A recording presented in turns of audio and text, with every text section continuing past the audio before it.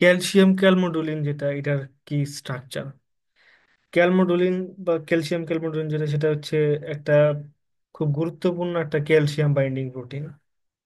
এটা calcium signalling এর বিভিন্ন প্রসেস যেগুলো আছে, যেমন হচ্ছে মেটাবলিজম, জিন এক্সপ্রেশন, সাইটোস্কেলিটাল অর্গানাইজেশন, এগুলোর ক্ষেত্রে খুব ইম্পর্ট্যান্ট একটা ভূমিকা পালন করে। এখন এইটার শেপটা হচ্ছে ডাম্বেলের মতো। এই যে পোলাপাইন জিমে যায় ডাম্বেল নিয়ে ব্যায়াম করে, এটার মতো। যে মাঝখানে চিকন একটা অংশ, দুই পাশে একটু গোলাকার, কিছুটা গোল গোল অংশ, তো এরকম ডাম্বেল শেপ থাকে। দুইটা দুইটা মাথা হচ্ছে দুইটা গ্লোবিউলার এন্ড থাকে, যেটা হচ্ছে বিভিন্ন রকমের টার্গেট প্রোটিনের সাথে বাইন্ড করতে পারে।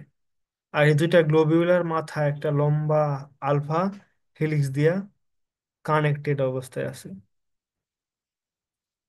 যার ফলে প্রোটিনের সাথে যখন বাইন্ড করবে তখন তারা বিভিন্ন রকমের ডিফারেন্ট ডিফারেন্ট কনফরমেশন এ যাইতে পারে, যার ফলে ইন্টারাকশনটাও বিভিন্ন রকমের হয়।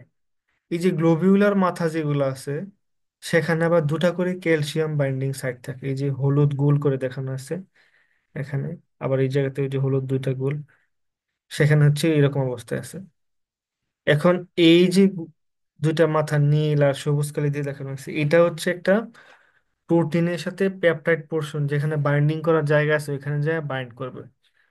বাইন্ড করার পরে বিভিন্ন কনফরমেশন নিতে পারে। এখানে একটা এক্সাম্পল দেওয়া হচ্ছে, এই যে লাল রকমের একটা প্রোটিন, টার্গেট প্রোটিন এটার সাথে বাইন্ড করছে। বাইন্ড করার পরে মাঝখানে একটু, আগে ছিল সোজা, এটা একটু বেঁকে গিয়া যেমন পেঁচায় ধরে আছে এরকম মনে হচ্ছে। তো এই কনসেন্ট্রেশনটা, এটা আসলে একটা এক্সাম্পল। বিভিন্ন রকমের প্রোটিনের ক্ষেত্রে এই কনফরমেশনটা বিভিন্ন রকমের হতে পারে।